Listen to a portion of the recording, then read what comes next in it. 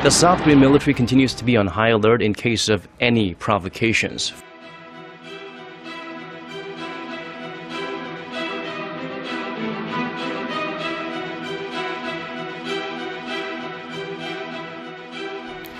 Due to North Korea's increasingly provocative actions, the South Korean military is reportedly looking at expanding research into building its own nuclear-powered submarines.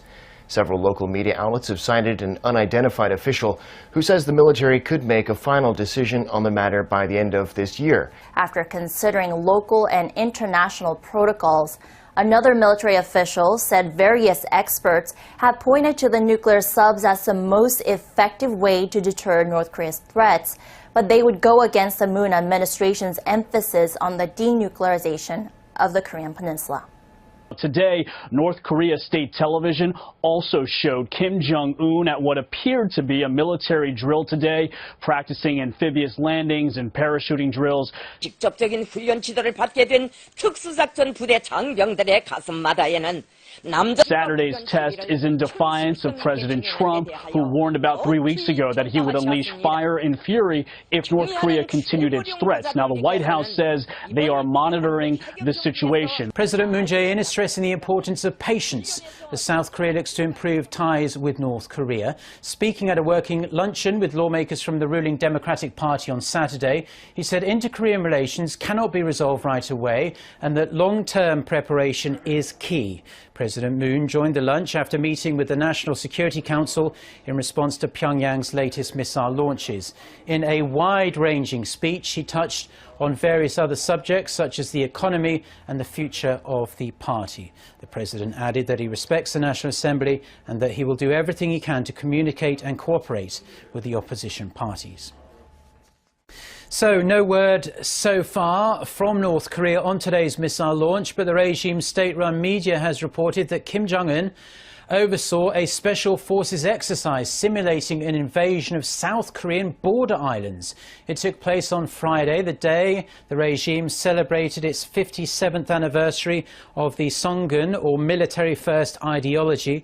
You're looking at pictures of the drills there. The exercises included land, sea and air units attacking a target, simulating the South Korean border islands of Baekneung-do and Yeonpyeong-do.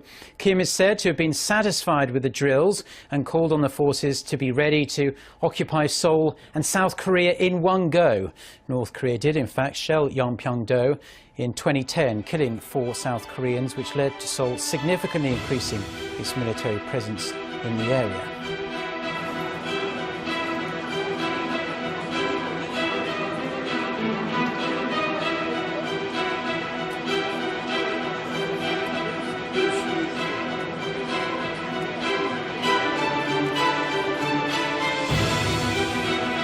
북한은 우리 예상대로 따르지 않는다는 것을 충분히 알고 있다. 그래서 뭔가 틀릴 것이다 했는데 아니나 달라 여기서 다르길래 그럴 줄 알았다. 그러다 보니까 우리도 이제 뭐 전쟁이 난다 안 난다 그런데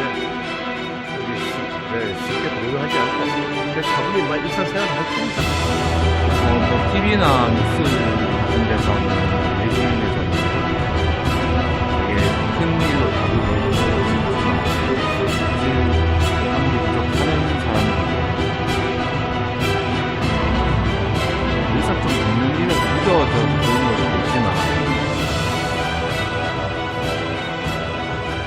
Are any signs of military tensions easing on the border? Well, Daniel, unfortunately, no. Military tensions at the inter-Korean border remains to be at its highest alert, although high-level inter-Korean talks are taking place right now.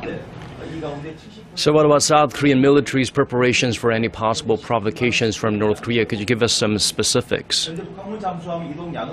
Well, South Korea remains to be on its highest alert level, especially with its loudspeaker propaganda continuing at all of its 11 loudspeakers on the border. Now, South Korean and the U.S. military remains on the second highest level of their 5-level WatchCon threat alert system. A WatchCon level 2 is issued in the case of imminent threat from the north. The Allies are utilizing their full arsenal of reconnaissance satellites, planes, and other military assets. Military officials remain vigilant of any unusual movements from North Korea. The latest launch is also the first since the United Nations Security Council voted unanimously to impose strict new sanctions on Pyongyang in response to launching those two intercontinental ballistic missiles last month. Now, the new sanctions are estimated to cost North Korea $1 billion a year, or a third of its exports. The hope, Neil, was that these sanctions would lead Kim Jong-un to come to the negotiating table sooner rather than later. And if today is any indication, it's more of the same, at least so far, from North Korea.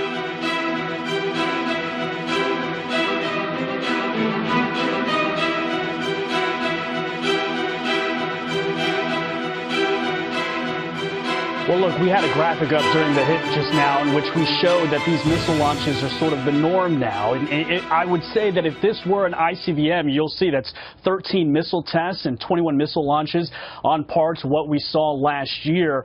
These were short-range missiles. This wasn't the long form or the long-range missiles that we had seen, the ones that could potentially reach Guam and North America. Now, the administration has said that they would unleash fire and fury if missiles were launched toward Guam. Given the fact that this seems to be more of the same from North Korea, I would expect us to stay monitoring the situation, as they said. A photo released by North Korea's state media is turning heads the world over. It shows the regime may be close to completing a new type of submarine-launched ballistic missile. Kim Hyun-bin zooms in on the development which could further escalate tensions on the peninsula. A recent photo unveiled by Pyongyang indicates that the regime is close to developing a new submarine ballistic missile known as the Pukguksong-3.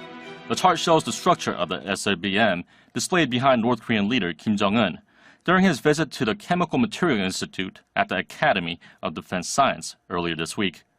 Many experts believe that North Korea could be in the final stages of developing the missile.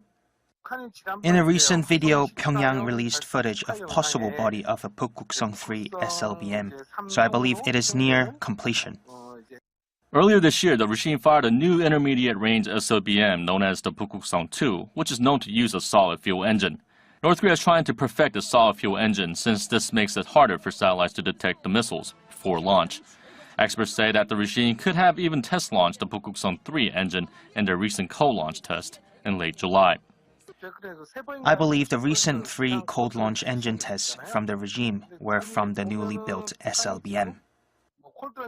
Experts say North Korea will consider the most effective date to maximize their provocations when planning to test launch the new missiles. Staying with North Korea, fresh new image from the regime appears to be boasting of its technical capabilities, showing the new submarine-launched ballistic missile on the regime's state-run media. Now this after its leader Kim Jong-un ordered for more production of rocket engines and nuclear warheads for ballistic missiles at a chemicals research institute.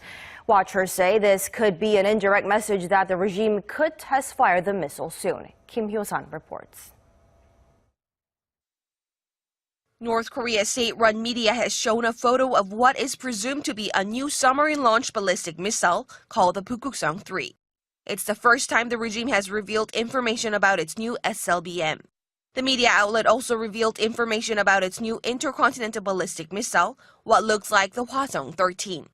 The same photos were shown behind North Korean leader Kim Jong-un as he visited a chemicals research institute to observe and learn about the process of manufacturing ICBMs. Kim ordered the institute to expand the production of both rocket warhead tips and solid-fuel rocket engines required for ballistic missiles launched from submarines.